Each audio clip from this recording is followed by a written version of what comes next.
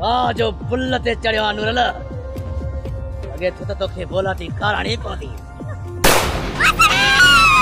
अच्छा अस्सलामुअलैकुम दोस्तों, मेगा सोप सीरियल पापनगर जन जे ईंदड़ नई एपिसोड में छा थींदो ऐं छा थियण वारो आहे। छा नूरो बची वेंदो, हाणे छा मल्हार वारा हाणे इलाइक़ा मां आज़ाद थी सघंदा, छा कमीनो वॾेरो बालाज खान राबेल खे छॾे ॾींदो, छा शेर दिल वारा हाणे ऐं गुलाब वारा गॾिजी वॾेरे बालाज खान खे ख़तमु कंदा या न। इहो इन सॼी तफ़सीलात ॼाणण खां पहिरियां जेकॾहिं अव्हां असांजे यूट्यूब चैनल ते नवां आहियो त महिरबानी करे असांजे यूट्यूब चैनल खे सब्सक्राइब करे घंटी जे बटन ते प्रेस करे नोटिफिकेशन ते ऑल करे छॾींदा, जी हाणे ईंदा नई नोटिफिकेशन सब का पहिरियां अवां ॿाहिरनि ताईं वक़्तनि पहुची सघे।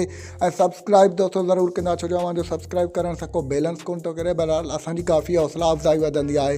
हाणे हलूं था पंहिंजी मेन ॻाल्हि ॿोल तरफ़। जीअं त मेगा सोप सीरियल पापनगर जन जे ईंदड़ नई एपिसोड में अवां ॿाहिरनि खे ॾिसण वटां मिलंदो त थी सघे थो त नूरो यानी कि मल्हार जो पीउ थी सघे थो त बची वञे। बहरहाल पॉसिबिलिटीज़ न आहिनि, असां तव्हांखे ॿुधाईंदा हलूं। हे हिकिड़ो असांजो ओवरव्यू आहे, बहरहाल थी सघे थो बि बची सघे। होॾां ॿिए तरफ़ तव्हांखे ॾिसण वटां मिलंदो त कमीनो वॾेरो बालाज खान हाणे बि मल्हार वारनि खे तमामु घणो जेको आहे देरि खां पोइ आज़ादु कराईंदो। तव्हांखे ॾिसण वटां मिलंदो त वॾेरो बालाज खान उन्हनि खे अञा बि आज़ादु कोन कराईंदो। शेर दिल वारा जेको आहे सो कोशिशि कंदा, वॾेरे होॾां जो वॾेरे रावल खान वारनि खे थी सघे थो वॾेरे रावल खान वारा जेको आहे सो मल्हार वारनि खे आज़ादु कराईंदा। होॾां ॿिए तरफ़ तव्हांखे ॾिसण वटां मिलंदो त हाणे कमीनो वॾेरो बालाज राबेल सां हाणे जल्द अज़ जल्द शादी कंदो। बहरहाल तव्हांखे ॾिसण वटां मिलंदो त जॾहिं उहो शादी कंदो उते ई जेको आहे त मल्हार वारा ईंदा ऐं उहे सभु गॾिजी ईंदा ऐं वॾेरे बालाज खान जो कमु तमामु कंदा।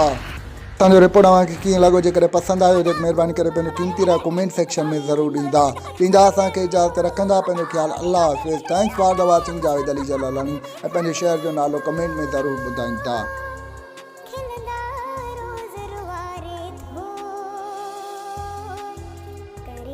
छॾे थो जान